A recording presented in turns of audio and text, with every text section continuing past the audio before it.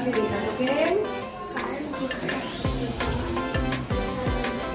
સીધી ગતિમાં એટલે પાણીથી આપણે વાટો વાળી દઈએ એટલે કે પ્રકાશના માર્ગમાં શું આવે? કોઈ અવરોધ આવી જાય છે તેની દિશા શું થાય? બદલાઈ જાય છે. બરાબર? ચાલો તેથી સરસ આવું છે આવી રીતે.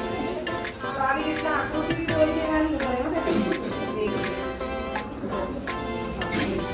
પ્રકાશ દેખાય છે ગતિની દેખાય છે ને? જો કરે તો દેખાય છે? નહીં દેખાતું. ચાલો દેખો શું સાબિત થાય? પ્રકાશ સીધી રેખામાં ગતિ કરે છે. બીજી રીતે કહેવું તો પ્રકાશ સુરેખ ગતિ કરે છે. આપણે એકમ કસોટી નવી વર્ગીકરણ પૂછાઈ ગયું ને? આપણે પણ આવેલું